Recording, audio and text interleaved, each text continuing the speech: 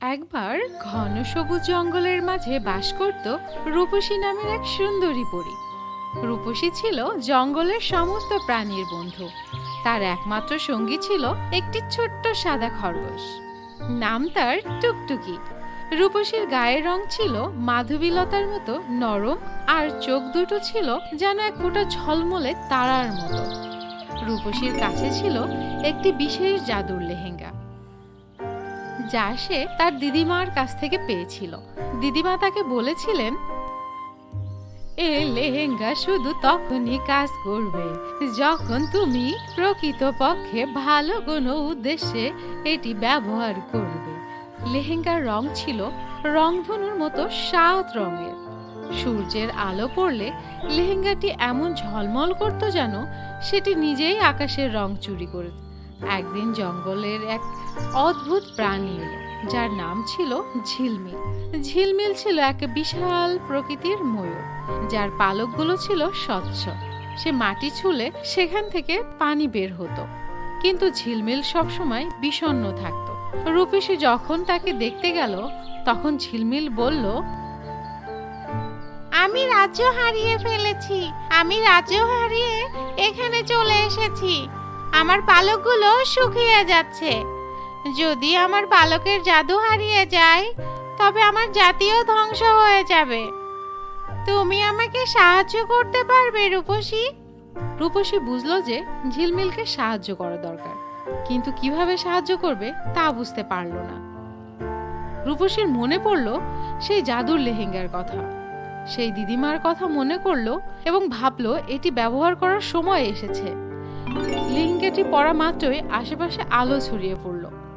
এরপর লেহেঙ্গাটি নিচ থেকে কথা বলতে শুরু করলো এবং লেহেঙ্গা বলল, ঝিলমিলকে বাঁচানোর জন্য তোমাকে ময়ূরের জাদুর রাজ্যে যেতে হবে।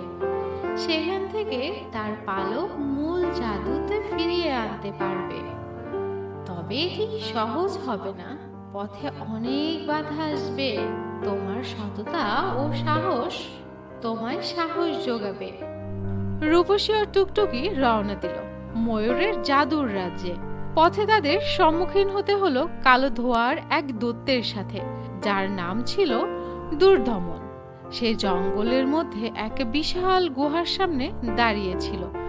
রূপসী সাহস করে এগিয়ে গিয়ে বলল, আমাদের ময়ূরের রাজ্যে যেতে হবে। তুমি আমাদের পথ ছাড়বে কি? আমাদেরকে কেন বাধা দিচ্ছ? তোমরা সত্যিই কি সাহসী? তবে এই ধাঁধার উত্তর দাও। যদি সঠিক উত্তর দিতে পারো, তবে এই পথ ছেড়ে দিব আমি। আর ভুল হলে তোমরা এখানেই চিরদিন আটকে থাকবে। মনে রেখো, ধাঁধাটি হলো যা তোমার, কিন্তু অন্যরা অনেক বেশি ব্যবহার করে তোমার থেকে। বলো সেটি কি? রূপসী কিছু সময় ভেবে বলল, এটি তো আমার নাম। সঠিক উত্তর দিয়েছো। যাও, তোমরা মুক্ত। অবশেষে রূপসী ও টুকটুকি ময়ূরের জাদুর রাজ্যে পৌঁছলো। রাজ্যটি ছিল এক বিশাল নদীর সামনে। নদীর পানি এত স্বচ্ছ ছিল যে আকাশের নক্ষত্রগুলো যেন জ্বলজ্বল করছে আর সাঁতার কাটছিল।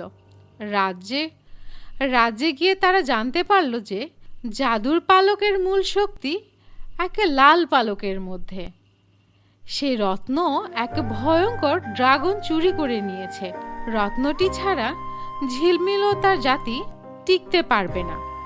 এরপরে রূপসী ও টুকটুকি ড্রাগনের খোঁজে গেল। ড্রাগন থাকতো এক আগ্নেয়গিরির গুহায়। রূপসী যখন সেখানে পৌঁছলো, ড্রাগন গর্জন করে উঠল এবং বলল, কি চাও তুমি এখানে? কেন এসেছো? আমি লাল রত্নটি চাই। এটি দিয়ে আমি ঝিলমিলকে সাহায্য করতে চাই। এই রত্নটি নিতে হলে তোমাকে তোমার সবচেয়ে প্রিয় জিনিসটি বিসর্জন দিতে হবে। রূপসী ভাবল তার সবচেয়ে প্রিয় বস্তু তার জাদুর লেহেঙ্গা।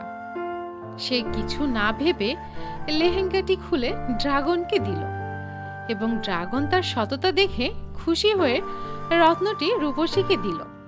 রত্নটি নিয়ে রূপসী ময়ূরের রাজ্যে ফিরে এলো।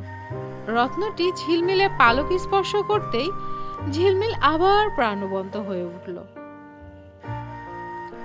তার পালক ঝলমল করতে লাগলো, আর তার সাথে পুরো রাজ্য আলোয় ভরে গেল। ঝিলমিল কৃতজ্ঞ হয়ে রূপসীকে ধন্যবাদ দিল এবং তার লেহেঙ্গাটি আবার ফিরিয়ে দিল। সেই সঙ্গে রূপসী একটি বিশেষ উপহার দিল, একটি জাদুর পালক, যা বিপদে পড়ার সময় তাকে সাহায্য করবে। রূপসী ও টুকটুকি জঙ্গলে ফিরে এলো। জঙ্গলের সব প্রাণী তাদের বীরত্বের গল্প শুনলো এবং আনন্দে নাচ গান করলো। রূপসী বুঝতে পারলো প্রকৃত সাহস ও সততার জন্য জাদুর প্রয়োজন হয় না, মানুষের হৃদয়ের সবচেয়ে বড় জাদু।